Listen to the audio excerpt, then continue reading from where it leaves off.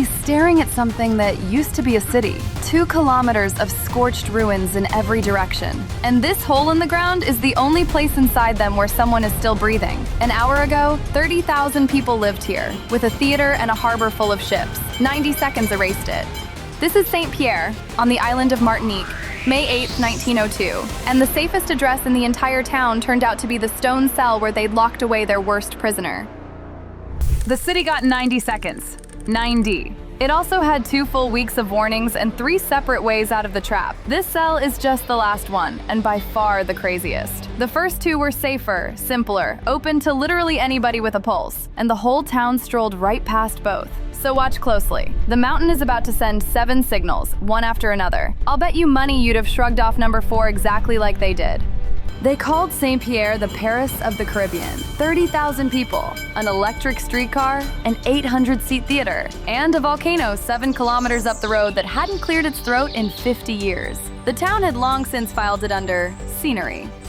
Signal 1, April 23rd. The crater starts coughing up gas and ash, a gray column climbing into a postcard blue sky. The town's verdict? She's just clearing her throat. Happens once in 50 years.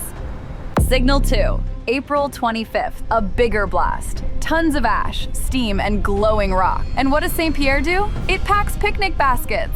Families line the waterfront in the evenings to watch the mountain glow. Best show in town, free admission.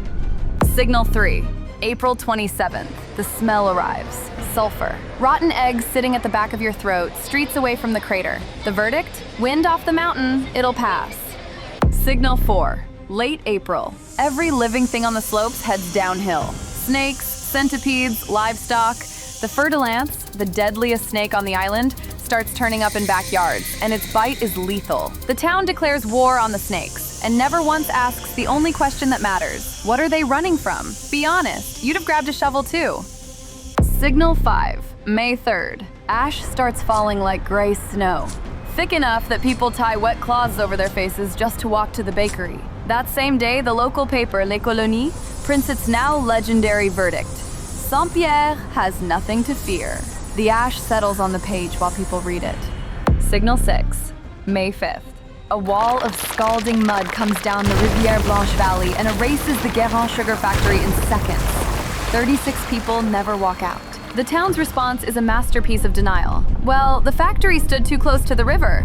We have stone walls. And nobody notices the truly frightening part. The flow followed that valley like a train follows rails. The mountain had just shown everyone exactly where it would aim. Signal 7, May 6th. The Italian bark Orsolina pulls anchor with half her sugar still sitting on the dock. Port officials threaten Captain Marino Leboeuf with arrest. His answer goes straight into the history books. I know nothing about Mount Pelee, but if Vesuvius looked the way your volcano looks this morning, I'd get out of Naples. That same night, the volcano on the neighboring island erupts, and Saint-Pierre celebrates. Surely the pressure just vented through the neighbor, right? There's an election in 4 days. The governor's commission declares the city officially safe, and villagers from the countryside pour into town, seeking the protection of its big stone walls. Let that sink in. On the last night, the roads ran backwards. And that's the sneakiest thing about disasters. 1 signal is an excuse. 7 signals are a scream. And nobody in Saint-Pierre ever heard the scream, because every excuse worked just fine on its own. May 8th, 7:52 in the morning. The flank of the mountain facing the city tears open, and a black wall comes out sideways. Quick Hollywood check. In the movies, the volcano kills you with a river of lava, and the hero outruns it in a jeep. Here's the thing though, lava never even reached Saint-Pierre that morning. Honestly, lava rarely catches anyone. You can usually outwalk it. What erased this city was a cloud. When a column of ash and superheated gas gets too heavy to keep climbing, it collapses onto the slope and turns into a fluid made of rock, fire, and gas that pours downhill, gaining speed under its own weight. By the city limits, it was doing over 160 kilometers an hour at several hundred degrees, and the whole trip from the mountainside to the theater square took under 2 minutes. And it came as a series, pulse after pulse after pulse. All through that morning, the telegraph operator in Saint-Pierre is on the line with Fort-de-France, tapping out updates. At 7:52, he sends one word, allez, go ahead. 1 second later, the line goes dead mid-transmission. The Morse tape on the receiving end just stops. In the harbor, the surge flips and torches some 20 ships at anchor. The water itself boils along the shoreline. The Canadian liner Roraima had arrived just hours earlier. She burns nearly to the waterline. Of 68 people aboard, 15 make it, pulled off the wreck hours later by rescue boats. The British steamer Rodham takes the hit right there in the harbor. The ship catches fire bow to stern. Captain Edward Freeman's hands and wrists are burned to the bone, so he steers with his elbows. With a handful of surviving crew, he drags his burning ship out of the bay and delivers her to Castries on St. Lucia. 26 of the people aboard never made it. The ship, and everyone else, did. The rum warehouses go up barrel by barrel, and the city burns for 3 more days. But that's epilogue. The main event took 90 seconds, start to finish. 30,000 people, 2 weeks of warnings, 90 seconds. And now, the question this whole video exists for. Inside those 90 seconds, there were 3 shadows where a human being could stay alive. Let's go find all 3. Shadow 1. Distance. It had been open for 2 full weeks, and it cost exactly nothing. 1 honest look at the mountain. Captain Leboeuf took that look, left a day early, and simply isn't in this story. A pyroclastic flow has 1 plan for you. The winning move is to not be on the board. Shadow 2. The Edge. Léon Compère-Léandre, a shoemaker, was sitting on his doorstep on the southeastern rim of town, right where the cloud was already losing its fury. The house caught fire around him. He took serious burns. One theory says he made it by throwing himself into the shallows the instant the wave hit. By evening, he had walked to the next town over, Morne-Rouge. Now the physics. The edge of the flow is a lottery drawn in meters. Heat and density fall off fast toward the boundary, and suddenly every wall between you and the mountain matters. Never plan on the edge, but know it exists. And remember this man, he is not done in this story. Ludger Silberis, 27, dock worker. On May 2nd, 6 days before the end of the world, he gets drunk, fights a friend over money, cuts him with a machete. Jail.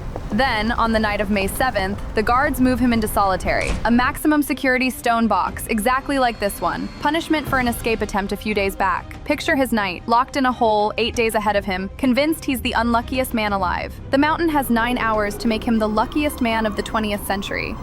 7:52.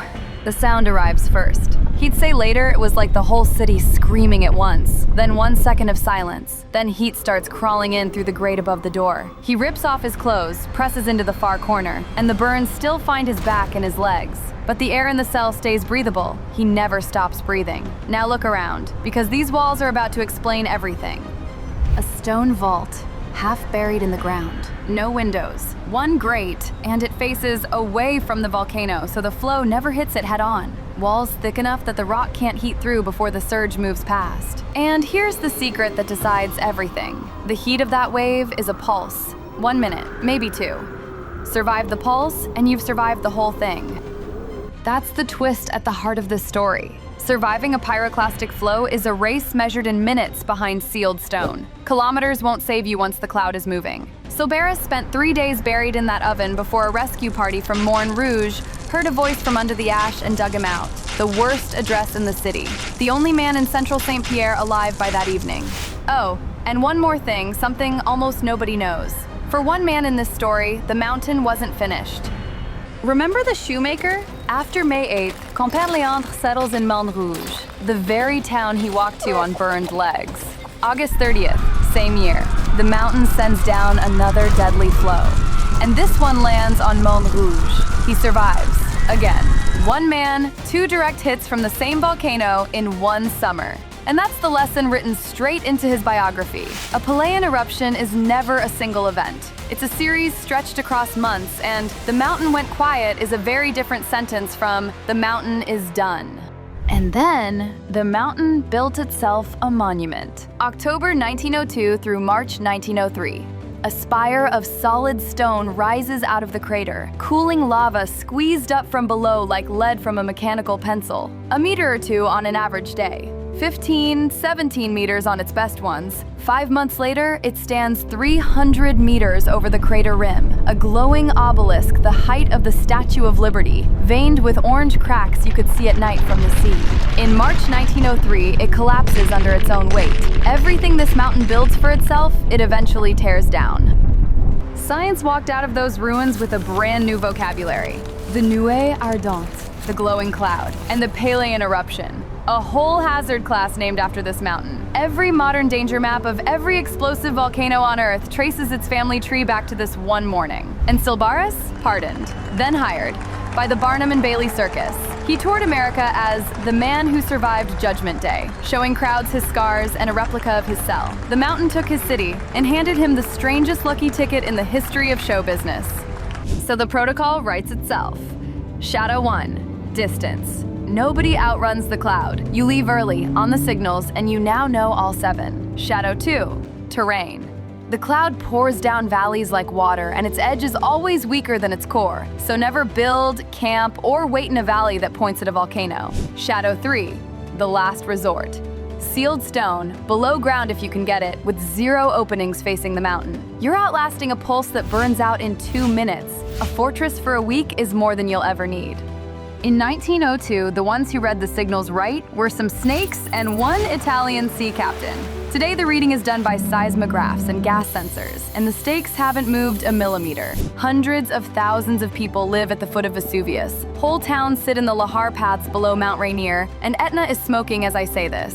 The mountain always mails the invitations early. The only question is who opens the envelope. So, tell me in the comments, which of the 7 signals would have gotten you packing? Be honest. And subscribe. There's more where this came from. Stories about how catastrophes, one by one, made humanity smarter.